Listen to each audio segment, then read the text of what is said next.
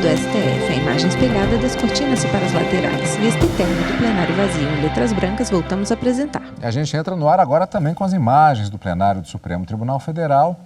Você acompanhando ao vivo a entrada dos ministros indo aos respectivos lugares nesta sessão presencial, respeitados os protocolos de segurança em relação à Covid, para a sessão plenária da tarde desta quinta-feira, com a continuação do julgamento conjunto que vimos ontem com relação à questão dos pacotes que podem ser oferecidos aos novos clientes. Acompanhando ao vivo direto do plenário. Os ministros tomam seus assentos na mesa em formato da letra U invertida.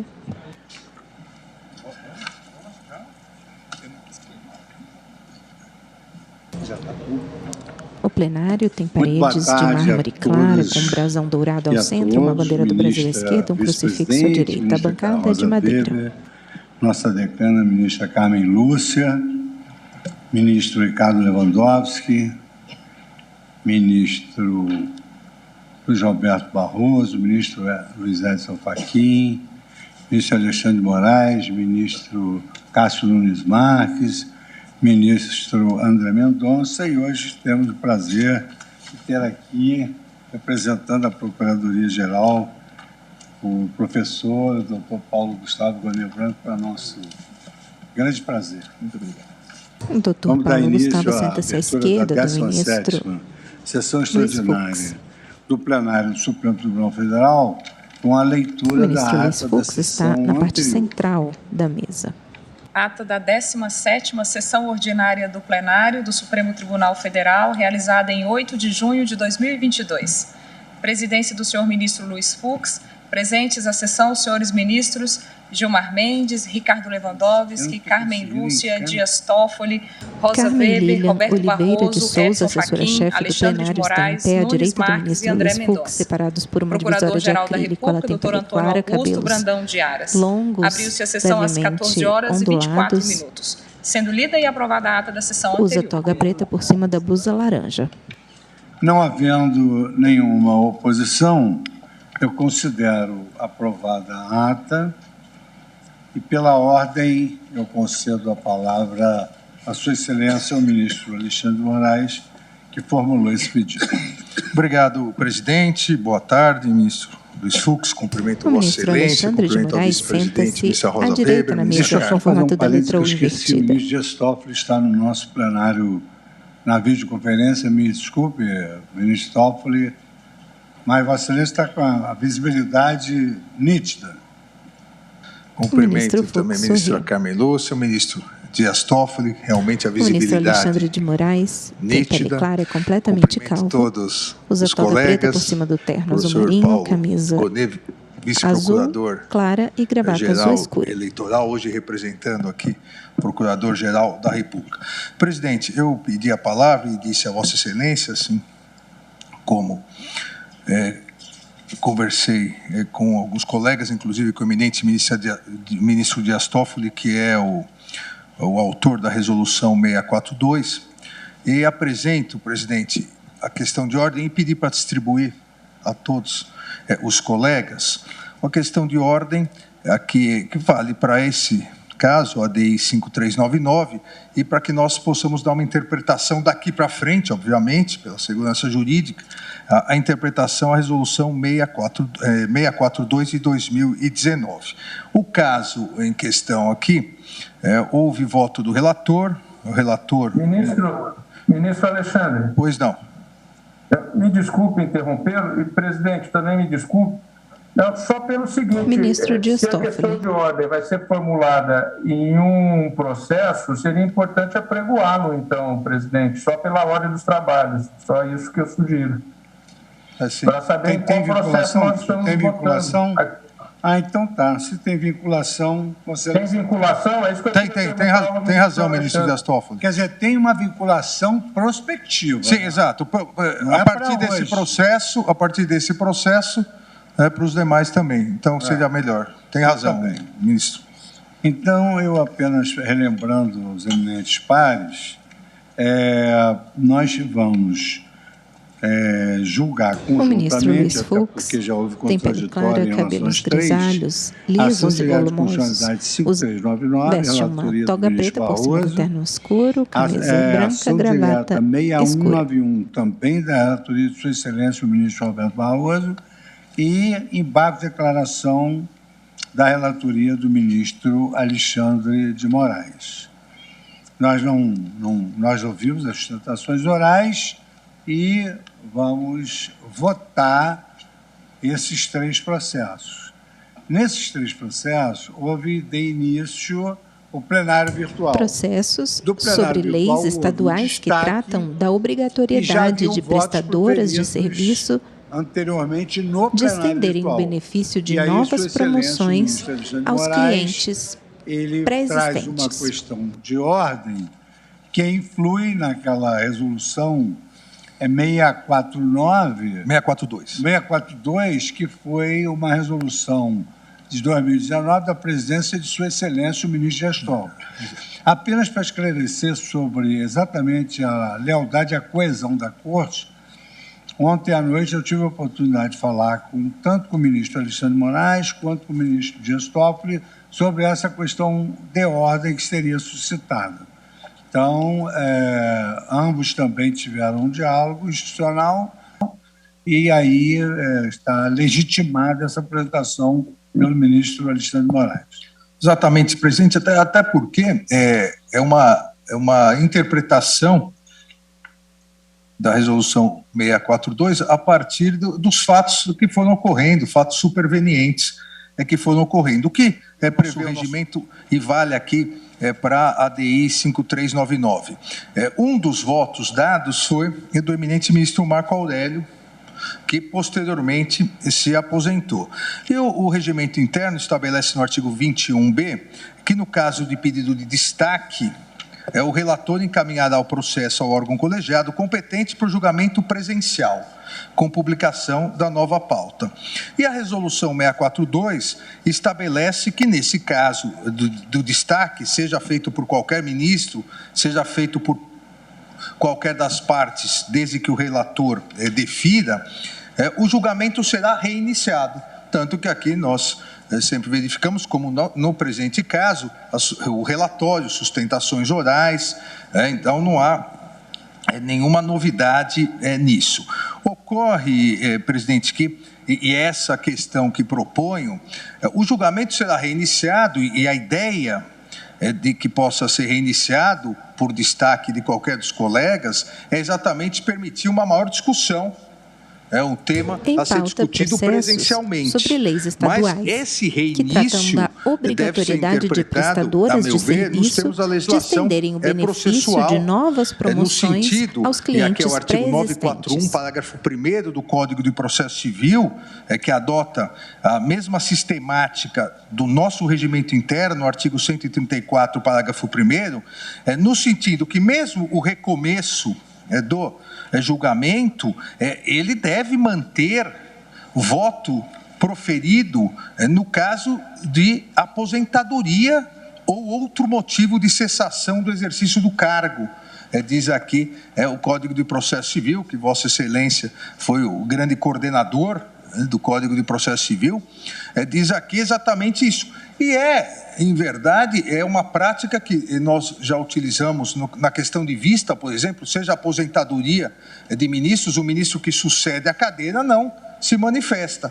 E me parece que a adequação legislativa aqui de interpretação do artigo 941, parágrafo 1º, também é necessária, porque diferentemente de todos nós que permanecemos, o ministro que já votou, ele não pode defender o seu posicionamento. Então, uma vez dado o voto à aposentadoria, ou como aqui se diz, qualquer outro motivo de cessação do exercício do cargo, deve ser, a meu ver, mantido o voto do ministro que já proferiu e que não pode debater e defender o seu voto. Então, presidente, eu fiz um resumo para não gastar muito tempo do plenário. A questão de ordem é exatamente no sentido do plenário fixar o entendimento, assim como ocorre nas vistas, quando se pede vista, fixar o entendimento da validade do voto proferido por qualquer dos ministros que posteriormente se aposente ou, por qualquer outro motivo, cesse o exercício do cargo, mesmo nos casos de destaque. E aqui, no caso concreto, isso em abstrato, no caso concreto, a presente retomada do julgamento deve preservar o voto proferido pelo ministro Marco Aurélio na sessão virtual de 20 a 27 de 11 de 2020. Obviamente, coloco também no voto, no sentido de garantir a segurança jurídica, esse posicionamento adotado nesse julgamento para frente, né? Logicamente não se aplicando aos processos já julgados. Então, essa é a proposta, presidente. Apenas uma observação, para também ficar claro, porque, por exemplo, nesse processo, há colegas que votaram no plenário virtual, mas que estão presentes. E esses colegas têm, eventualmente... Esses continuam normalmente, podem reiniciar. Não, digo assim, eventualmente... Esses votam normalmente. Não, sim, mas se já votaram, esses votam normalmente. Eventualmente podem... até o final do julgamento pode alterar mudar o voto. Claro. Só o aposentado, que não tem como. Exato, da mesma maneira que em vista, exatamente. Isso. É isso ficar claro que nós, que já votamos, podemos alterar do julgamento. Alterar o voto, exatamente. Então, há divergência? Senhor presidente. Ah. Boa tarde. Boa tarde, ministras. Boa tarde, senhores ministros. Boa tarde, doutor Paulo Bonet, os servidores da casa. Senhor presidente, só para que fique claro a todos que nos assistem que essa Quem fala é o ministro Nunes Marques, sentado à ponta da mesa, ou melhor, no lado esquerdo. Até então. Essa é uma prática que foi adotada por muitos colegas que se encontram hoje nessa sessão. Tem pele morena clara, cabelos grisalhos, usa toga preta por cima do terno azul marinho, camisa branca, gravata azul. O Marco Aurélio, no caso, fui eu que pedi o destaque. Mas antes disso, Sua Excelência, o ministro Marco Aurélio... Perdão, só uma parte. Essa sessão que pediu destaque foi o ministro Luiz Fux, o ministro-presidente. Eu pedi um destaque, o ministro Fachin me superou. Eu tenho uma relação aqui de todos que pediram. Mas é só para esclarecer. Houve uma consulta feita pelo ministro Marco Aurélio à presidência do tribunal, ofício número 20 de 2021, onde Sua Excelência diz: senhor presidente, ante a pandemia Covid-19, passei a liberar processos para apreciação no ambiente virtual. Relativamente aos casos da competência do Pleno, iniciadas as sessões, tornei públicos votos em processos que acabaram destacados por integrantes do colegiado, relação e anexo.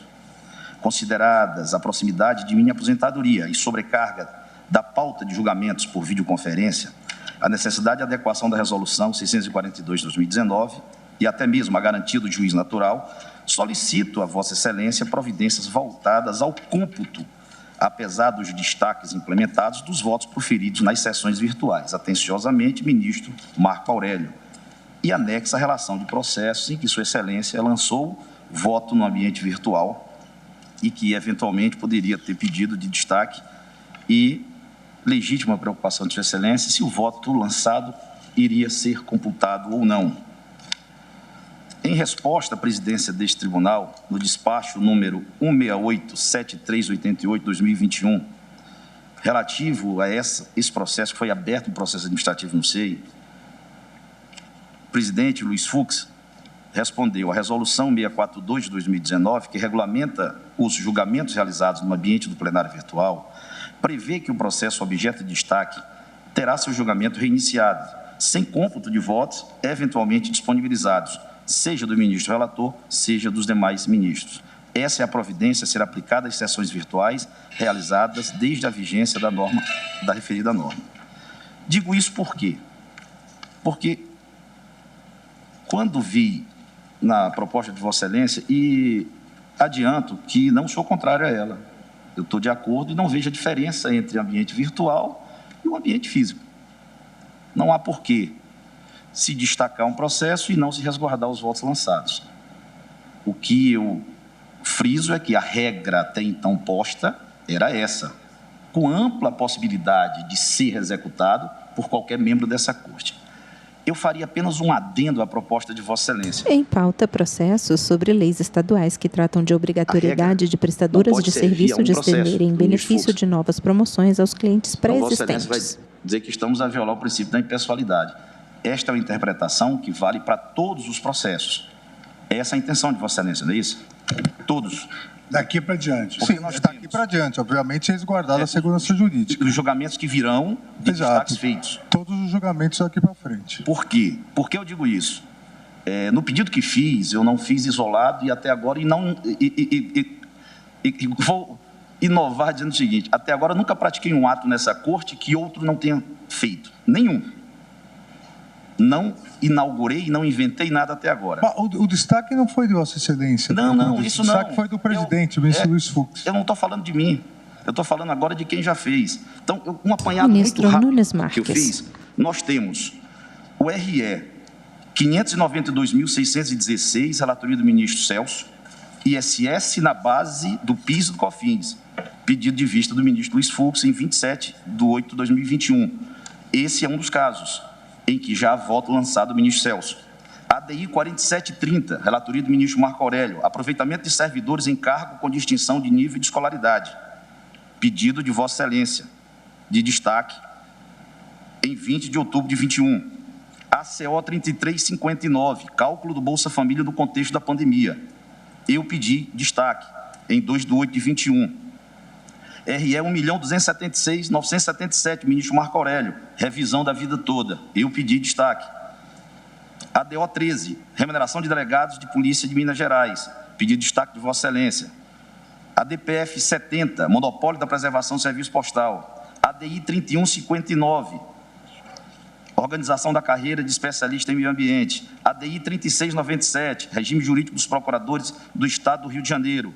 ADI 4872, resolução 28/2011 do Tribunal de Contas do Estado do Paraná. ADI 5032, ADI 5385, MS 37132, MS 37522, já para não cansar Vossas Excelências, não me poupo da matéria, mas é fácil buscar. O ministro Edson Fachin, MS 37522, o RS 659.412, incidência do PIS sobre receita oferida na atividade de locação de bens imóveis, ministro Luiz Fux, o RE 835.818, crédito presumido de ICMS na base de cálculo do PIS e COFINS, ministro Gilmar Mendes, e friso, alguns destes destaques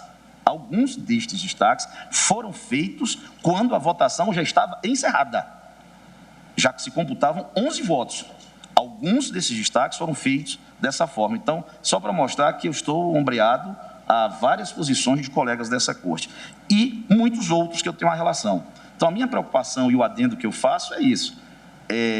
A regra serve para todos.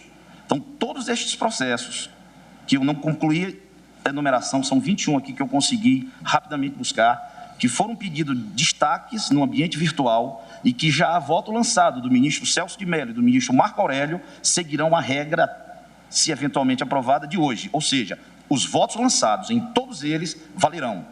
Exato. É isso? Exato. O que já foi julgado, foi julgado.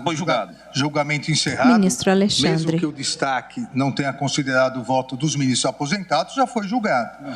O que vier a ser julgado, a regra a partir de agora. Exatamente, ministro. Eu estou de acordo. Presidente. Eu só queria fazer um esclarecimento que o ministro Luiz Fux Nunes Marques destacou e tem razão. Me foi feita uma consulta pelo eminente ministro Marco Aurélio. Ele gostaria que os votos dele fossem computados. Eu consultei o colegiado, mandei ofício para todos os gabinetes e, naquela oportunidade, os colegas entenderam diversamente do que hoje se propõe. Por isso é que eu respondi ao ministro Marco Aurélio que eu não poderia aproveitar os votos dele, mas a partir de agora, se houver aprovação, nós vamos aproveitar os votos do ministro Marco Aurélio. É bom até porque estão fazendo do ministro Celso de Mello. Ministro Celso de Mello. Eu gostava tanto dele que eu não imaginei tanto que ele já tivesse afastado. Presidente, eu peço a palavra, por gentileza. O eminente ministro Cássio Nunes Marques levanta uma ministro questão Ricardo que Lewandowski se revela, de certa maneira, preocupante. Quer dizer, É possível destaque depois de proferidos 11 votos já? Eu penso que não, data vênia, porque 11 votos o julgamento se encerra. É uma regra. Não há por que reabrir. Isso precisa ficar claro. Essa é outra questão que eu acharia importante também Ministro já Alexandre Vamos decidir de essa questão. Já pode E eu me definir. permito, já que estou com a palavra, senhor presidente, é uma dúvida que eu tenho, o meu gabinete tem. Muitas vezes a gente pede destaque. Eu peço destaque. Demora muito para ser julgado em função de uma pauta extremamente complexa do plenário desta Suprema Corte. Com a passagem do tempo, surgem fatos supervenientes que revelam que esse pedido de destaque que foi feito deixa de ter sentido. E há uma certa perplexidade minha e do meu gabinete no sentido de saber se quem pediu destaque pode desistir do destaque. Eu acho válido isso. Às vezes a premência, né, da resolução do assunto exige que se recoloque no plenário virtual. Então, além dessa questão que foi agora ventilada pelo ministro Cássio, que eu acho que temos que decidir, eu gostaria também que nós nos pronunciássemos sobre esta possibilidade, que eu desde logo acho legítima, de que aquele que pediu destaque pode desistir do destaque em função, enfim, questões supervenientes. Eu não vejo nenhum problema. Essas três questões acho que são importantes. A questão do voto Ministro do Alexandre de ministro Moraes. aposentado, valer, no destaque. A questão de encerrado o julgamento, os 11 votos, não há razão para destaque. E a questão da desistência do destaque, porque realmente, às vezes até a lei é revogada. Isso. E nós queremos colocar no plenário virtual para declarar perda do objeto e não há. Mas isso acho que é a necessidade de uma mudança, na verdade é mudança determinada pela presidência. Porque às vezes outros casos semelhantes são julgados pelo próprio plenário e o pedido de destaque Ministro deixa de ter Lewandowski. sentido. Então pode voltar perfeitamente para o virtual. A leitura que faço pedindo permissão é que Ministro Nunes Marques. Da formação de cada ministro, se teve uma experiência mais fazendária ou humanitária, tem uma visão diferente e tem, às vezes, a expectativa de convencer alguns colegas num debate democrático que é o nosso colegiado. Então, quando eu digo que não estou só, eu menciono rapidamente dois casos de relevância, de extrema relevância. Crédito presumido de ICMS na base de cálculo do PIS e COFINS. O ministro Gilmar Mendes pediu o destaque quando estava 6-5. Nosso presidente, no caso do PIS e COFINS sobre locação de imóveis, também ao final. É uma preocupação que o colega tem, legítima, de tentar trazer para o colegiado o debate. Mas, a partir do momento que a inteligência da maioria desse colegiado firmar entendimentos, vamos seguir. A minha preocupação é se a regra serve para todos, porque nós temos mais de 21 pedidos de destaque em que já foram lançados votos do ministro Marco Aurélio e do ministro Celso de Mello. Valeria para todos. Para todos. Presidente, acho que o ministro Dias Toffoli havia pedido a palavra. O ministro André Mendonça pediu anteriormente, eu vou conceder. Vossa Excelência quer ouvir o ministro Dias Toffoli? Ministro Dias Toffoli, Vossa Excelência tem a palavra. Obrigado, senhor presidente. Ministro Dias Toffoli, por videoconferência. Paulo Gonet, pelo Ministério Público, senhores advogados, servidores, todos que nos acompanham. Senhor presidente, a ideia do plenário virtual é a reprodução total do que é o plenário físico. Então, a concepção é essa. Evidentemente que quando aprimoramos o plenário virtual, que nasceu lá na gestão da ministra Ellen Grace, e aqui sempre me coloco a renovar a vanguarda da atuação de Sua Excelência, ao em 2007 propor o plenário virtual inicialmente para fins de análise da repercussão geral, e depois foi sendo aprimorado ao longo do tempo nas gestões que se passaram e depois na gestão anterior com uma reformulação mais aprofundada. É óbvio que não seria possível imaginar, do ponto de vista de normativo, das várias possibilidades que iriam ocorrer. E o que se colocou lá foi exatamente isso, o reinício do processo no plenário físico, até porque, inicialmente, isso já tinha um precedente. Quando nós analisávamos um caso com repercussão geral, ainda quando o plenário virtual era único e exclusivamente para repercussão geral, e nós analisávamos o caso já após ter admitido a repercussão geral, numa questão de ordem, nós decidimos a possibilidade de rever a repercussão geral. Isso já ocorreu às tantas, depois desse precedente lá anterior, que vários dos colegas hoje que integram a Corte ainda não integravam o Supremo Tribunal Federal. Então, isso se deu a ideia de que o plenário, se isso dava a ideia, de acordo com esse precedente, que o plenário físico recomeçaria, digamos assim, do zero, inclusive com as sustentações orais. Isso tudo foi debatido e analisado em questões de ordem. E agora também, em questão de ordem, o ministro Alexandre de Moraes traz um tema que é importante, porque se no plenário físico os votos proferidos, e aqui podemos citar pelos dois últimos colegas que deixaram a Corte em razão da idade, o ministro Celso de Mello e o ministro Marco Aurélio, se no plenário físico os votos são aproveitados, então por que não aproveitá-los também naquilo que foi no plenário virtual? Eu também não vejo problemas deste aproveitamento. A única coisa, e aí o objeto prático da minha intervenção, é de que muitas vezes ocorre de surgirem temas novos, prejudicialidade, fatos novos, e aí, evidentemente, se surge um tema novo, e isso já aconteceu no plenário físico no passado, em que o relator não esteja mais presente, porque se aposentou, evidentemente que a sua cadeira poderá votar. Aliás, na data de ontem, a ministra Rosa Weber, conduzindo um processo, colheu o voto do ministro André Mendonça numa proposição de redação de tese, embora Sua Excelência não tenha votado, porque votara o ministro Marco Aurélio no julgamento no sentido da negativa de provimento, mas uma vez, no sentido de dar provimento o relator ministro Marco Aurélio. Mas uma vez a maioria tendo negado o provimento, ou seja, diferindo da posição do relator e tendo aquela posição de que todas as cadeiras, mesmo as que votarem em um sentido ou em outro, no fim, ao fim e ao cabo, votam quanto à tese, Sua Excelência Ministra Rosa Weber, de maneira correta e adequada, deu a palavra à cadeira do ministro André Mendonça, que foi precedido na cadeira pelo ministro Marco Aurélio, para que ele votasse a tese. Ou seja, pode ser que surjam casos novos durante um julgamento em que já houve a votação. Então, aí, a cadeira há de se fazer presente. A cadeira há de ter a possibilidade de julgar uma eventual prejudicialidade, uma questão de ordem que seja proposta por um dos colegas.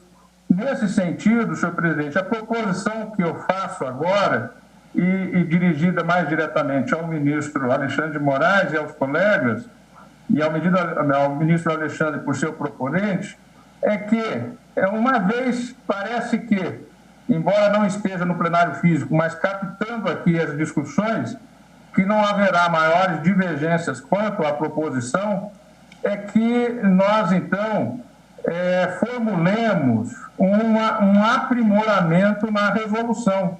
Por que isso é importante? Para que também, não só nós, mas as partes, os advogados, o sistema de justiça, Ministério Público, Advocacia Pública, Privada e Defensoria tenham conhecimento dessa sistemática. Então, a minha proposição, ao fim e ao cabo, é que nós possamos, já com a experiência que temos vivido, é que nós façamos um aperfeiçoamento da resolução, já prevendo isso, que no surgimento de fatos novos a cadeira poderá falar, mas que fica preservado o voto já proferido. Eu penso que talvez seria a saída adequada, e não só uma questão pontual, numa questão de ordem, num processo que, embora vá valer para os casos que venham a ser pautados no presencial agora, os futuros, mas que todas as partes do sistema de justiça já tenham conhecimento. Isso, em uma semana, é possível de ser feito uma adequação dessa resolução. É a minha proposição. sempre lembrando da possibilidade de a cadeira falar se surgir fatos novos. Presidente,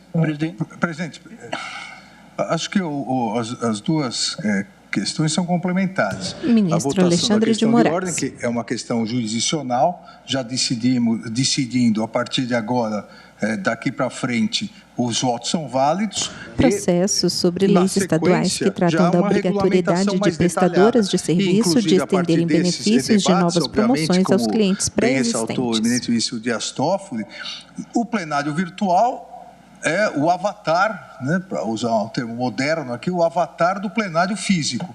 Então, se o plenário físico é possível, como ontem a ministra Rosa concedeu a palavra ao eminente ministro André para votar, no plenário virtual a mesma coisa. Então, já decidida, se a maioria assim decidir pela questão de ordem, já valendo para os casos concretos, se Vossa Excelência concordar, eu e o ministro Toffoli, se o ministro Toffoli também concordar, podemos elaborar uma redação para especificar melhor. Eu fico à disposição, se o ministro Toffoli entender, por bem, Vossa Excelência. Não, eu, na qualidade de presidente, eu vou receber com bom grado os subsídios dos colegas e baixo uma outra resolução. Pois não. Exatamente, a ideia era essa, mandar a Vossa Excelência a contribuição. Presidente, Vossa Excelência me permite uma intervenção rápida? Eu ouvi com atenção a intervenção do ministro Toffoli, acho que Sua Excelência tem toda a razão.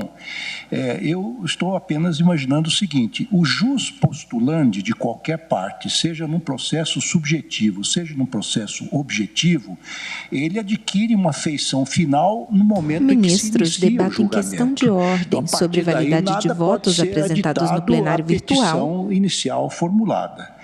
Então, em julgamentos reiniciados no plenário presencial. Emite um julgamento, né? Ele profere um voto, ele o fez com base na petição inicial que acabou estando perfeitamente configurada no momento do início do julgamento. É certo que podem surgir fatos novos, fatos supervenientes, fatos de natureza prejudicial que podem levar até a perda de objeto da ação. Então, neste caso, eu penso que o juiz que substitui o ministro aposentado, evidentemente, poderá se pronunciar sobre este fato superveniente, mas não mais sobre aquilo que estava na petição inicial. Essa é uma questão. Segunda questão, senhor presidente, é o seguinte: nós discutimos longamente aqui, me lembro disso, que a tese nas ações de caráter objetivo as teses constituem inovações. Isto não está previsto na lei, não está previsto na Constituição em lugar nenhum. Quer dizer, eu defendi sempre essa posição de que não se deveria ter elaborar uma tese nas ações de caráter objetivo. Ministros debatem questão de ordem sobre validade dos votos apresentados no plenário virtual em julgamentos reiniciados no plenário presencial. Quem fala é o ministro Ricardo Lewandowski. Nas ações de caráter objetivo e não subjetivo, na repercussão geral, a tese é de rigor. Mas nas objetivas nós começamos, por uma praxe nossa, elaborar uma tese. Então, essa é a segunda questão. Eu acho que quem substitui o ministro aposentado vota nos fatos supervenientes e pode votar na tese também, que é um plus. Não vejo nenhum problema, como fez ontem o eminente ministro André Mendonça. Mas o que me parece importante agora é definirmos a proposta do eminente ministro Alexandre de Moraes, quer dizer, quem já votou e se aposentou, esse voto até porque é um ato regimentalmente perfeito, ele deve ter sem nenhum vício, não há por que desconsiderá-lo. Então, essa questão, nesse caso, eu acho que a Corte, nessa questão de ordem, já pode se pronunciar. E eu ficaria muito satisfeito se a Corte respondesse a essas duas questões que foram formuladas agora. Primeiro, aquela do ministro Cássio Nunes. Uma vez completados os 11 votos, se esta votação é definitiva ou não. E a outra questão que eu formulei, peço que a Corte se pronuncie, se for possível, no sentido da viabilidade da desistência de um pedido de destaque. É isso, presidente. Senhor presidente. O ministro André Mendonça com a palavra. Minhas saudações a Vossa Excelência, aos eminentes Ministro André Mendonça senta-se à direita, na ponta da mesa, em formato de letra U invertida. Sobre a questão de ordem, eu adianto minha discordância, logicamente com as devidas vênias, não só o proponente, mas aqueles que, porventura, se alinham a esse entendimento. Manifesto minha concordância com esses 2 pontos, mas não com a questão central. Por quê? Para mim é uma questão de constitucionalidade, de contraditório e de ampla defesa. Eu estou tratando aqui de um prosseguimento de julgamento ou é um novo julgamento? Se é um prosseguimento de julgamento, eu não tenho mais sustentação oral, eu não tenho mais esclarecimentos que eventualmente possam ser feitos aqui em matéria de direito. E quem se aposentou, se é verdade que não tem mais como defender sua tese, também não tem mais o direito de rever sua posição à luz das sustentações orais que serão feitas aqui. Então, a questão aqui é de direito constitucional, de contraditório, sob a minha ótica, e de ampla defesa. Se segue o julgamento sem direito a sustentações orais, eu acho que a tese é válida. Agora, se reinicia o julgamento, abrindo-se as partes, que direito a parte tem de, numa sustentação oral, convencer o ministro que se aposentou? Ou os ministros que se aposentaram? O jogo já começa com 2 a menos. Ministros debatem questão de ordem sobre validade de votos apresentados no plenário virtual em julgamentos reiniciados no plenário presencial. Eu não vejo com justiça, não acho que traga segurança jurídica, e digo isso com muita tranquilidade, porque, salvo engano, não pedi destaque até o presente momento. Eu costumo pedir vistas para meditar sobre o assunto, porque entendo que, até em respeito, às vezes, aos votos que já foram lançados. Agora, uma vez trazido aqui, não é questão de quem vai julgar, é do direito da parte de trazer a sua tese perante o Supremo Tribunal Federal. Ela não terá direito de trazer sua tese a todos os ministros. Então, se vencido, eu peço que se consigne minha divergência em relação à questão de ordem. Agora, de toda maneira, quando o processo entra no plenário virtual, o advogado ele tem direito. Exato, presidente. A sustentação. Com todo respeito ao posicionamento do ministro. Mas nem todos sustentam. Nem todos de nós temos tempo para fazer a devida atenção nas sustentações orais que estão no plenário virtual. Não, isso eu não concordo. Desculpe, ministro André. O meu gabinete tem tempo de verificar todas as sustentações orais. Não é o gabinete, são os ministros do Supremo Tribunal Federal. Eu ouço todos. A verdade é que é uma mera liberalidade nós novamente deixamos a sustentação oral. Não é liberalidade sob a minha ótica. É porque não há nenhuma previsão constitucional ou legal nisso. E também os ministros Alexandre de Moraes e André Mendonça estão lado a lado. Desculpe, eu não vou interromper. A palavra comigo. Presidente, é uma mera liberalidade a repetição. Aqui já foi discutido, inclusive, isso pode ficar para uma outra oportunidade, é que o destaque deveria ser colocado em julgamento antes dos votos o destaque, porque a partir dos votos, quando a parte vem aqui, já sabe quem votou. É uma inversão. Então, uma mera liberalidade. A parte já teve a oportunidade de fazer sustentação oral, o contraditório já foi satisfeito e, obviamente, os ministros que votaram devem ter respeito àqueles ministros que se aposentaram. O ministro já votou, já analisou. Então, presidente, eu insisto que votemos e, obviamente, a maioria saberá decidir o que for melhor. Por favor, senhor presidente, não é questão de respeito aos ministros que se aposentaram. Ministro André Mendonça. Respeito, meu ponto foi respeito às partes. Se o Supremo Tribunal Federal, nós entendermos que, então, já se fez a sustentação oral e não se segue a sustentação oral, eu concordo com a questão de ordem. mas ainda assim sob o protesto de entender que não é o melhor para o contraditório e ampla defesa. Não, a ideia, eu estou entendendo, a ideia seria que, se o ministro pede destaque, em primeiro lugar, respeitam-se os votos já proferidos que se aposentaram, e eu não acho que seja necessariamente obrigatório. Ministros debatem questão de ordem sobre validade dos votos apresentados no plenário virtual em julgamentos reiniciados no plenário presencial. Quem faz o destaque é exatamente para trazer para o físico. Não sei, mas é porque nós vamos mudar o artigo do reinício. Exatamente. Como nós vamos mudar o artigo do reinício, esse é o ponto. Pode prosseguir o julgamento. Eu acho que é um ponto convergente. Isso, presidente. Prossegue o julgamento. Essa é uma solução interessante, sabe por quê? Na verdade, Ministro nós não Lewandowski. temos que reiniciar as sustentações orais, porque as sustentações orais já foram proferidas os debates. Quer dizer, então, se nós simplesmente retomássemos o julgamento no presencial, sair, quando se pede destaque, então recomeça o julgamento no presencial, mas considera-se os votos já dados pelos ministros aposentados. Só que nós dispensaríamos, porque foi talvez uma liberalidade ou até um excesso, reiniciarmos novamente as sustentações orais. Por que nós vamos ouvir novamente os advogados se já ouvimos? O meu gabinete e eu também, com a devida vênia, prestamos muita atenção nas sustentações orais que são feitas no plenário virtual. Portanto, não vejo por que reiniciarmos as sustentações orais aqui já feitas.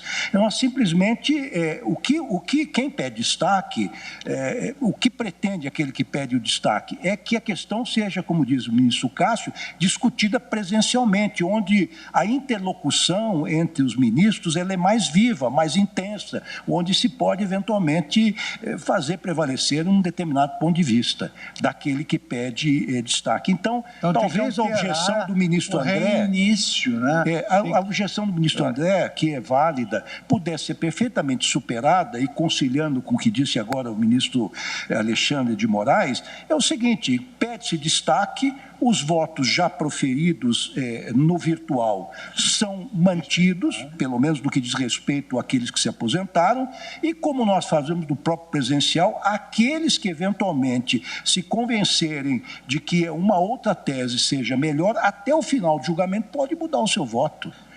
Só que nós não reiniciaríamos as sustentações orais. Não é um bis in idem, desnecessário. Nós já fazemos isso, ministro Lewandowski, quando há um pedido de vista. Exato. No virtual, e é devolvido para o plenário. O julgamento prossegue. No virtual. A única diferença será que a vista, quem traz a vista, ministro Alexandre de Moraes, a falar no plenário físico. Mas, no caso do destaque, o relator é que vai iniciar a discussão, sem sustentações orais. Mas o ministro André tem razão quando diz, olha, se votarmos dessa forma, teríamos que riscar a expressão reiniciar, porque realmente fica contraditório. Se reiniciar o julgamento, é muito simples. A solução que eu ia trazer era essa, trazida pelo presidente e pelo ministro Carlos Lewandowski. Continua. Ao invés prossegue o julgamento. Prossegue o julgamento. Vale dos votos já proferidos. Ministros debatem questão de ordem sobre validade dos votos apresentados no plenário virtual em julgamentos reiniciados no plenário presencial. Tem a palavra o ministro Dias Toffoli por videoconferência. Em questão de ordem, revolucione todo o sistema. Eu sou a favor de reiniciar o julgamento. Então, presidente, vamos votar a questão de ordem, se o ministro Toffoli concordar, e essa disciplina ficaria para como... Porque eu acho que é fundamental que nós preparemos uma resolução, submeta a comissão regimental com pedido de urgência e possamos levar isso a uma administrativa, mesmo que virtual, o mais rápido possível. Porque se for para dar continuidade ao julgamento, eu já adianto que eu sou contrário. Eu não sou contrário a manter o voto já proferido, mas eu entendo que há que se retomar o julgamento no plenário físico com sustentações orais, mesmo que se considere o voto já proferido no virtual. Até porque no virtual teve direito, como disse o ministro Alexandre, a sustentações orais.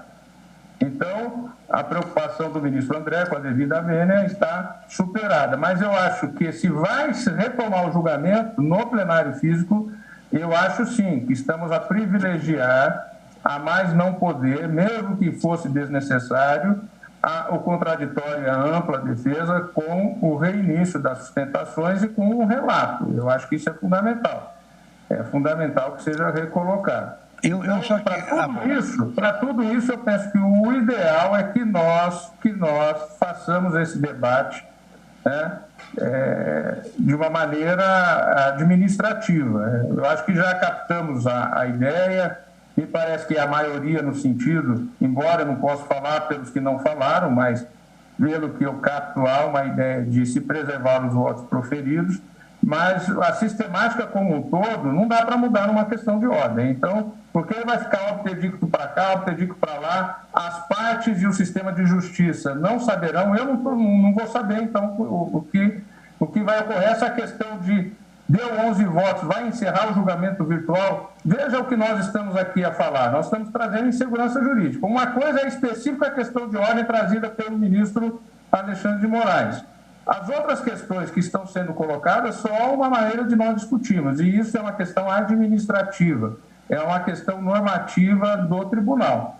Então, porque senão eu vou ter que pedir vista aqui para analisar essa questão de ordem, ministro Alexandre, porque ela está dando uns debates, ela está indo para um encaminhamento que aí eu não concordo. Ministro Toffoli, se permite, eu também entendo que é necessário, até porque trouxe somente isso, os colegas, vamos voltar à questão de ordem, a questão de ordem em relação à validade dos votos dos ministros que se aposentaram nos termos do Código de Processo Civil, e na sequência, o presidente analisa a necessidade administrativa de alteração da resolução. Essa é a minha proposta, ministro Lewandowski. E aí os colegas me mandariam, cada um... Exato. E eu ainda não ouvi a ministra Rosa, que ainda vai trazer a sua sugestão também.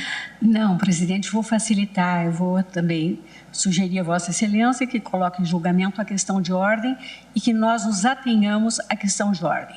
Quanto ao plenário virtual, eu comungo da compreensão que foi exposta pelo ministro Toffoli, de que o nosso plenário virtual há de ser, nas palavras do ministro Alexandre, um avatar do plenário presencial. O que nós fazemos aqui, podemos fazer aqui, deveremos poder fazer quando o processo está no plenário virtual. Isso. E o plenário virtual ele está em permanente construção, nós estamos aperfeiçoando o Instituto. Estamos, de fato, eu acho, fazendo as devidas adequações. Eu mesma tenho várias sugestões e que não é nem o caso de agora trazê-las, porque também entendo que devam ser debatidas em numa reunião que Vossa Excelência convoque administrativa. Deus me permita conseguir convocar e realizar essa reunião. Eu gostaria só de destacar o seguinte, votamos a questão de ordem sobre o aproveitamento do voto do ministro aposentado, que deve ser preservado. Ministro Luiz Fux. E, posteriormente, os colegas vão remeter à presidência. Ministros debatem questão de ordem sobre validade de votos apresentados no plenário virtual em julgamentos reiniciados no plenário presencial. Do plenário virtual, com destaque, com vista, enfim. E aí nós vamos debater uma nova resolução, como o ministro Toffoli está sugerindo. Porque, realmente, por exemplo, já há pedidos de intervenção nessa questão de advogados. Recebi agora. Então, como a questão de ordem é um ato interna corporis, cabe a nós decidirmos, e não com intervenção da advocacia nesse exato momento, eu poria em votação tão somente se nós vamos preservar os votos dos ministros aposentados, quiçá com outro destino, que já foram proferidos. Okay. E o sucessor na cadeira fica, então, impedido de votar, como de regra. Depois nós sabemos aqui que até vencido pode votar a tese. Então, isso não é problema nenhum. Eu vou colher os votos para ficar bem claro aquilo que nós estamos dizendo. Então, eu colho voto na questão de ordem do ministro Alexandre de Moraes para a preservação dos votos dos ministros aposentados, os que se despediram e já deixaram o voto consignado no plenário virtual. É só essa questão agora, nesse exato momento. O ministro Roberto Barroso queria fazer alguma... Não, eu só quero ter certeza absoluta do que a gente está votando. Isso, só isso. Acaba de anunciar. Só restringindo a isso. Muito bem. Então, eu vou colher os votos. Cada um com a sua... Com a minha... Só peço registrar eu poderia pedir, presidente, perdão, ministro André, eu poderia pedir ao ministro Alexandre que reapresentasse a exata questão que estamos decidindo? Pergunta isso. Vai uma questão importante. Ministro Alexandre, a proposta eu já não votaria, por exemplo, os 3 processos de hoje. Seria isso? Não aplica hoje. Não. Hoje aplica hoje. Se aplica. Aplica o processo de hoje. Exatamente. Tá. Então, propõe a questão de ordem no sentido do plenário fixar o entendimento da validade de voto proferido por ministro, posteriormente aposentado, ou que eu nem coloquei, mas nos termos do Código, aposentado, ou outro motivo de cessação do exercício do cargo, mesmo em caso de destaque. E agora, no caso concreto, que apresente retomada do julgamento, preserve o voto proferido pelo ministro Marco Aurélio na sessão virtual de 20 a 27/11. Considerando que esse encaminhamento implicaria uma inovação na prática da Corte, em casos de migração do plenário virtual para o ambiente convencional, proponho, no sentido de garantir a segurança jurídica, que esse posicionamento passe a ser adotado a partir do presente julgamento para frente, logicamente não se aplicando aos processos já julgados. Essa é a questão. Ministro Alberto Barroso está esclarecido? Esclarecido. Então, vamos tomar os votos. Tomar os votos, acho que todos já tiveram a oportunidade de se manifestar, vamos tomar os votos. Então, como vota o ministro André Mendonça? Senhor presidente, eu, com a devida vênia... Só nessa questão. Com a devida vênia, eu divirjo do eminente proponente. Bueno. Ministro Cássio Nunes Marques, como vota Vossa Excelência? Senhor presidente, com todas as considerações que já foram feitas e ficou bastante claro que não se trata tão somente do caso concreto, mas de todos os processos, que são mais de 25 processos que foram pedidos, em que há pedidos de destaque, e em todos eles serão preservados os votos dos ministros que já se aposentaram e já estavam lançados no plenário virtual, eu acompanho a proposta. Não tenho divergência. Agora, como vota o ministro? Essa lista aqui, ela está... Edson Fachin. Essa lista está toda confusa. O ministro Fux mostra um papel. Como vota o ministro Luiz Edson Fachin? Muito obrigado, senhor presidente. Cumprimento Vossa Excelência, as eminentes ministras, os eminentes pares. Ministro Fachin está à esquerda. Nessa questão de ordem específica, senhor presidente, há 3 razões que me levam a acompanhar a proposição de Sua Excelência, o ministro Alexandre de Moraes, com a vênia da divergência. A primeira dessas razões é um horizonte que sempre defendido, a simetria ministros entre plenário virtual e questão de ordem físico, sobre portanto, validade dos votos de ministros aposentados em julgamentos reiniciados no plenário presencial. De uma ou de outra ambiência. A segunda razão é a dimensão pedido de destaque no do que virtual. a questão de ordem se propõe a resolver. E a terceira emergiu do voto e da intervenção e do voto do ministro Nunes Marques e nos debates que se seguiram, evidenciando que estamos a aplicar, como nem imaginaria fosse diferente, a todos os feitos a partir deste julgamento, inclusive aqueles da sessão previstas, as hipóteses, as ações para a sessão de hoje, estas já se aplicará, caso esse seja o entendimento majoritário. Portanto, acompanham o eminente ministro Alexandre de Moraes. E como vota Vossa Excelência, ministro Roberto Barroso? Presidente, eu, pegando o gancho do ministro Luiz Roberto também Barroso gostaria de está à direita, a iniciativa ao lado do pioneira da ministro ministra Ellen Grace. Alexandre Na vida é bom de a gente Moraes. dar os créditos E nem eu me lembrava mais que tinha sido iniciativa de Sua Excelência. E aproveito para louvar o próprio ministro Dias Toffoli, em cuja gestão se ampliou significativamente o plenário virtual. Ministros votam questão de ordem sobre validade de votos de ministros aposentados em julgamentos reiniciados no plenário presencial. Positivo. Nós estamos decidindo, presidente, eu quero ter certeza... Após pedido de destaque no virtual. Tendo um ministro votado no plenário virtual, supervenientemente se aposentado, havendo pedido de destaque para reinício do julgamento em plenário físico, aquele voto dado pelo colega que se aposentou é computado. É essa a questão de ordem. Eu estou de acordo com ela.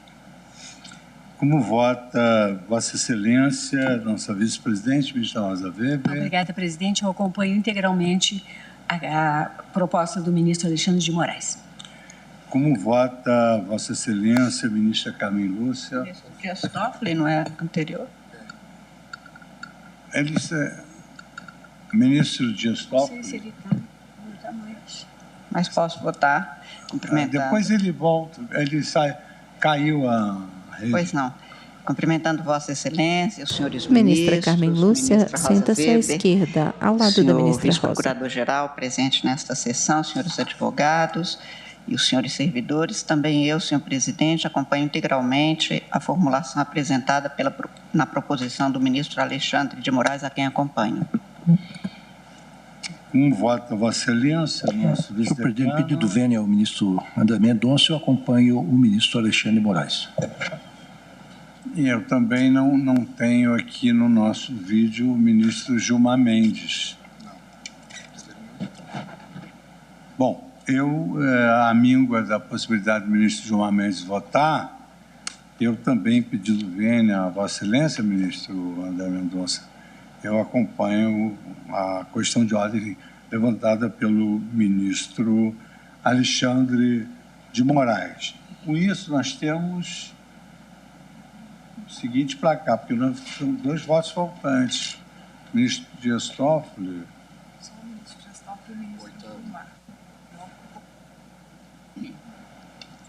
1, 2, 3, 4, 5, 6, 7, 8.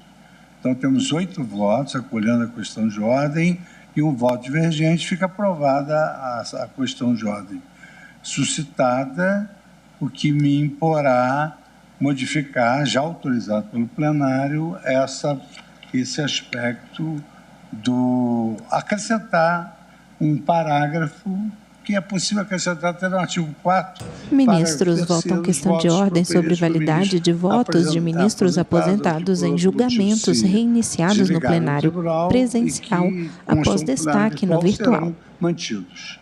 A redação não é difícil. Agora, evidentemente que fica aberto aos colegas me sugerirem essas outras que vale a pena que, nesse exato momento, vale a pena que não demorem. Então, fica aprovada essa questão de ordem, inclusive para o presente julgamento. Então, no presente julgamento, só para eu ter uma ideia, no presente julgamento são 3 ações declaratórias. Aqui, nesses julgamentos, já houve voto de algum ministro aposentado? Nesse aqui, o ministro Marco Aurélio. Sim. Só, então, só para informar o plenário também, na ação direta com constitucionalidade 5399, que é a da Associação Nacional de Operadores Celulares, já houve voto do ministro Marco Aurélio. Já houve o voto do ministro Marco Aurélio. Então, está computado o voto, o sucessor na cadeira é o ministro André Mendonça, Vossa Excelência, então, nesse caso, não vota. Bem, então eu passo a palavra ao ministro Luiz Roberto Barroso, que é o relator da ação direta de constitucionalidade 5399 e ação direta de constitucionalidade 6191. Posteriormente, eu vou passar a palavra ao ministro Alexandre de Moraes, que é relator dos embargos de declaração. E a votação se dará como ontem nós esclarecemos. Ministro Roberto Barroso, ministro Alexandre de Moraes e ministro Edson Fachin. E, portanto, eu vou votar conjuntamente nos meus dois. Tá bem. E depois votarei no ministro Luiz Roberto Barroso. Alexandre. Na verdade, tem pele clara, cabelos grisalhos, usa toga preta por cima do terno azul marinho, camisa branca, gravata rosa. 5399 e 6191 da minha relatoria, que tem o mesmo objeto. Em ambas, se questiona a Lei 15.854 do Estado de São Paulo, que obriga fornecedores de serviços contínuos a estenderem o benefício de novas promoções a clientes pré-existentes.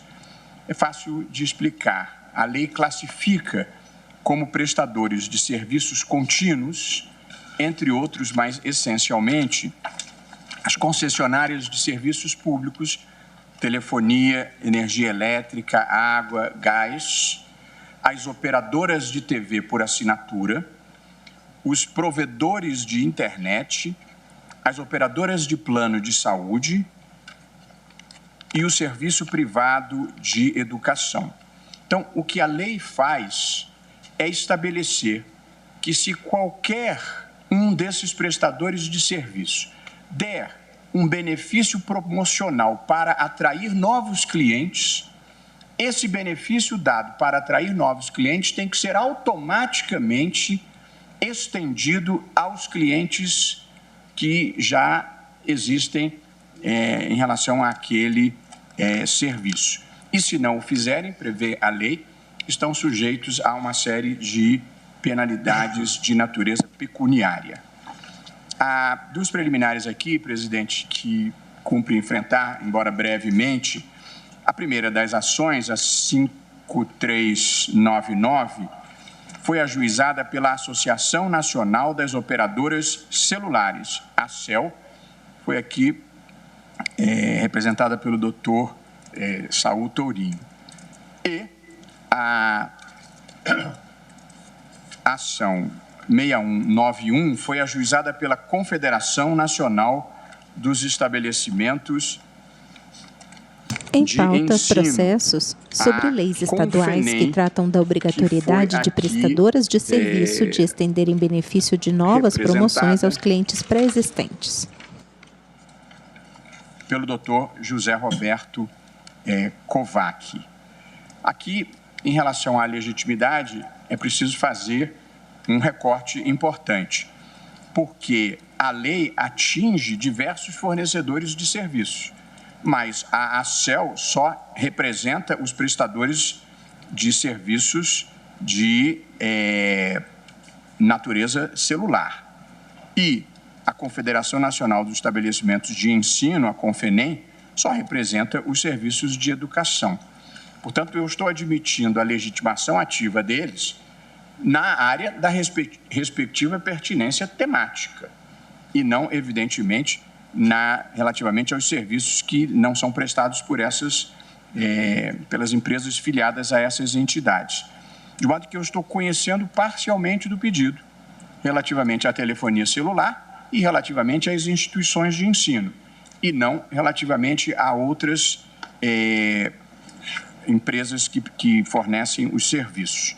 Portanto, para dizer de uma forma mais objetiva, presidente, admito a legitimação ativa de ambas dentro deste recorte da sua área de pertinência temática, pelo que eu estou conhecendo parcialmente do pedido, e já temos precedentes assim, e não vejo necessidade de destacar, porque essa é uma questão relativamente óbvia.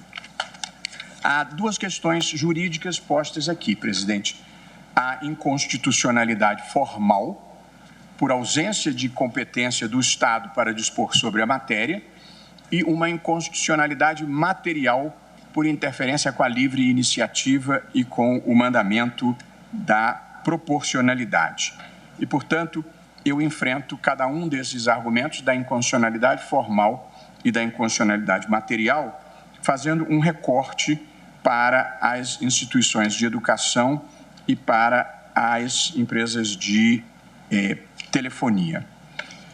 Inicio, portanto, a análise pela ADI 6191, em que o pedido foi conhecido no que diz respeito à prestação do serviço privado de educação. A Afasto a alegação, presidente, de que se trata de matéria relacionada às diretrizes e bases da educação nacional. Na minha visão, a competência prevista no artigo 22, inciso 24 da Constituição, implica o poder de legislar com exclusividade sobre a orientação e o direcionamento que devem conduzir as ações em matéria de educação, assim como definir as bases, isto é, os elementos que conferem sustentação e coesão à educação nacional. A lei impugnada não trata de matéria curricular, nem de questões essencialmente relacionadas à educação. Ela trata tão somente da extensão de promoções e de descontos a alunos antigos, de forma a interferir na relação comercial com as instituições de ensino. Portanto, presidente, a primeira coisa que eu afirmo é que uma lei que manda estender a alunos antigos as promoções que são concedidas a novos alunos não trata de matéria de educação. Nós não estamos falando aqui de currículo, nós não estamos falando aqui de bases da educação, e sim de uma relação contratual entre estudante e uma escola privada.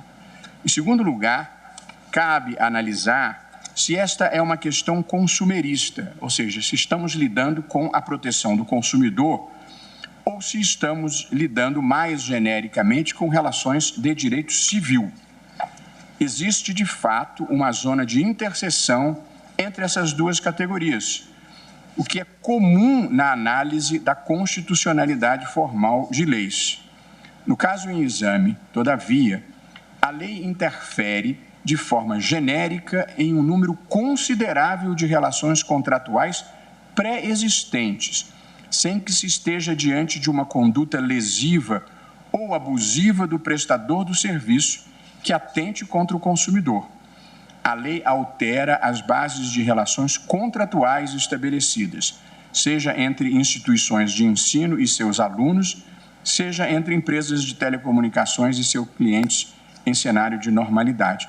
Portanto, presidente, e já antecipando a divergência, porque essa é uma matéria complexa no plenário, saber exatamente quando uma questão é predominantemente uma questão de direito do consumidor ou não, eu estou assentando como premissa do meu voto que nós estamos lidando com uma relação contratual entre a escola e o seu aluno e não com uma relação de consumo.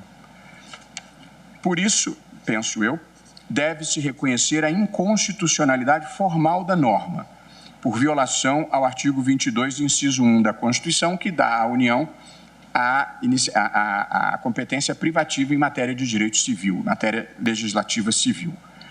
O plenário do Supremo examinou questão semelhante em julgamentos recentes, que discutiram a constitucionalidade de leis estaduais que determinavam a concessão de descontos nas mensalidades da rede privada de ensino durante o plano de emergência da Covid-19.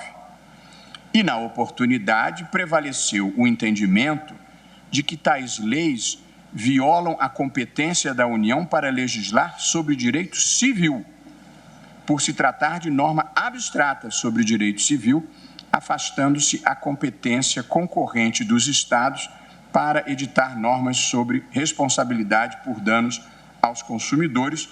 E cito aqui dois acórdãos que tiveram a redação para acórdão do ministro Alexandre de Moraes, cuja decisão eu transcrevo. Portanto, quando se discutiu o desconto nas mensalidades em razão da Covid-19, o Supremo tratou como uma questão de direito civil e não como uma questão de educação. No mesmo sentido, foi o entendimento do plenário na ADI 6484, sob minha relatoria, quando o tribunal declarou a inconstitucionalidade de lei estadual que determinava a suspensão temporária da cobrança de créditos consignados, enquanto perdurasse a Covid-19. Em julgamento unânime, prevaleceu o entendimento de que se violava a competência privativa da União para legislar sobre o direito civil, na medida em que a lei interferia de maneira genérica em todas as relações contratuais estabelecidas entre servidores públicos e instituições financeiras. E o tribunal afastou a alegação de que seria matéria consumerista.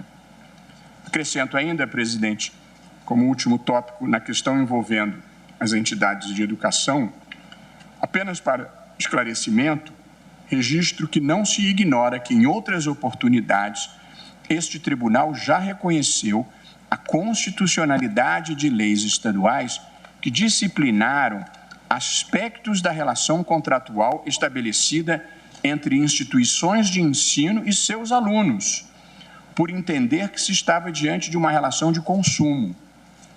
Mas são hipóteses diferentes, cabendo aqui fazer um distinguishing. Menciono a ADI 3874, sob minha relatoria, na qual se declarou a constitucionalidade de lei estadual que proibiu a cobrança por provas de segunda chamada e finais. Naquele caso, a lei visava a coibir uma prática específica lesiva ao aluno. Por isso, é possível considerar que o intuito era regular dano causado ao consumidor, nos termos do artigo 24, inciso 8.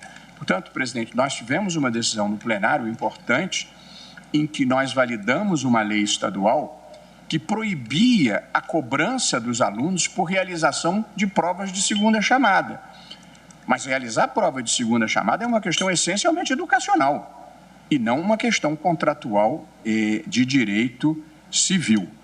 Não é isso, a meu ver, que faz a lei aqui impugnada. A intenção não é impedir uma prática abusiva específica. Trata-se de estender promoções a todos os alunos pré-existentes, o que significa interferir em todas as relações contratuais já constituídas, sem que o prestador do serviço tenha praticado conduta lesiva ao consumidor. Portanto, considero uma drástica intervenção em relações contratuais pré-existentes como atos jurídicos perfeitos, você obrigar por lei a se dar uma vantagem que não está prevista no contrato anteriormente celebrado. Cito uma vez mais o voto do ministro Alexandre de Moraes na ADI 6435, justamente fazendo a diferenciação entre o que seja educação e matéria contratual civil. Portanto, presidente, eu considero que há inconstitucionalidade formal na parte em que a legislação estadual de São Paulo se aplica aos serviços de educação, aos serviços privados de educação. E agora falo a parte que toca aos serviços de telecomunicações, e em seguida concluo. Na ADI 5399, o pedido foi conhecido com relação aos serviços de telefonia móvel, que a Constituição, nos seus artigos 21, 11 e 22, 4, atribui à União tanto a competência administrativa quanto a competência legislativa. Esses dispositivos são claros ao afirmar que cabe à União privativamente explorar os serviços de telecomunicações e legislar a respeito de tais serviços. E entre eles se encontram os serviços de telefonia móvel. A Constituição atribui também ao poder público a obrigação de legislar sobre, aspas, o regime das empresas concessionárias e permissionárias dos serviços públicos, bem como sobre os direitos dos seus usuários. É o que diz o artigo 175, parágrafo único, incisos 1 e 2, e não há dúvida de que os serviços de telefonia são serviços concedidos. Assim, o Estado de São Paulo, ao editar a Lei Estadual 15.854 e criar a obrigação para as concessionárias de serviços telefônicos móveis de estender aos clientes antigos as promoções oferecidas aos novos clientes, violou formalmente a Constituição por usurpação de competência de outro ente federativo. A legislação estadual interfere no equilíbrio econômico-financeiro de contratos de concessão celebrados pela União com empresas privadas que são objeto de regulação específica. A regra de ouro deve viger tanto no gasto público como, tanto quanto possível, no gasto privado, não se imporem ônus que não foram previstos contratualmente nem foram quantificados na equação econômica financeira do contrato. Portanto, eu considero, presidente, que em ambos os casos há inconstitucionalidade formal por incompetência do Estado para legislar, tanto sobre direito civil quanto sobre telecomunicações. Adianto, em conclusão, que também considero que há inconstitucionalidade material por violação aos princípios da livre iniciativa e da proporcionalidade, pelas razões que enuncio brevemente. Os dispositivos processos sobre leis estaduais que tratam de obrigatoriedade de prestadores de serviço de estenderem benefício de novas promoções aos clientes prestadores de serviços façam promoções e ofereçam descontos com a finalidade de angariar novos clientes, sem que isso signifique conduta desleal ou falha na prestação do serviço a clientes pré-existentes. No recente julgamento das ADPF 706 e 713, o plenário do Supremo entendeu que a imposição de descontos lineares e automáticos em contratos celebrados entre alunos e instituições de ensino, sem considerar as peculiaridades de cada relação, representava violação à livre iniciativa e à proporcionalidade. Na ocasião, a hipótese dizia respeito à concessão de descontos em razão da pandemia da Covid-19.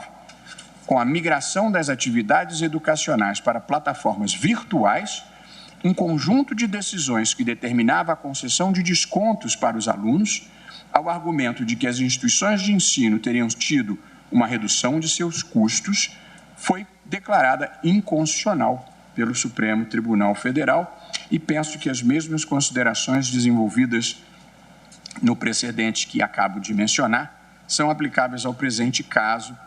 A lei impugnada determina a extensão de descontos a clientes pré-existentes em uma situação de normalidade, isto é, de maneira independente do contexto da pandemia da Covid-19. Isso significa uma ingerência ainda mais relevante em relações contratuais previamente estabelecidas e, portanto, ofensa mais grave ao princípio da livre iniciativa.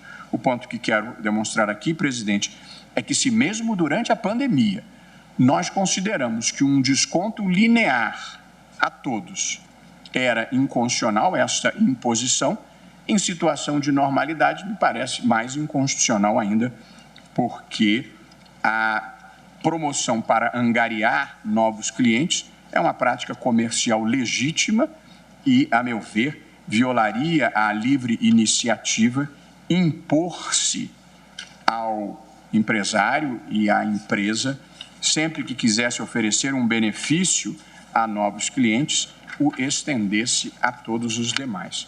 Portanto, presidente, eu, como sempre faço, concluo como tese de julgamento a seguinte: o meu dispositivo é julgo parcialmente procedente o pedido, declaro a inconstitucionalidade parcial do artigo 1º, parágrafo único, incisos 1 e 5 da Lei 15.854 de 2015 do Estado de São Paulo, com a fixação da seguinte tese de julgamento: é inconstitucional lei estadual que impõe aos prestadores privados de serviços de ensino e de telefonia celular a obrigação de estender o benefício de novas promoções aos clientes pré-existentes. É como voto, presidente. Anotei o voto de Vossa Excelência, mas vou colher os votos depois do intervalo, porque vamos dar a palavra para o ministro Alexandre de Moraes, que só nos embarque de declaração vai fazer relatório e voto, e votamos já em bloco, a começar pelos destaques.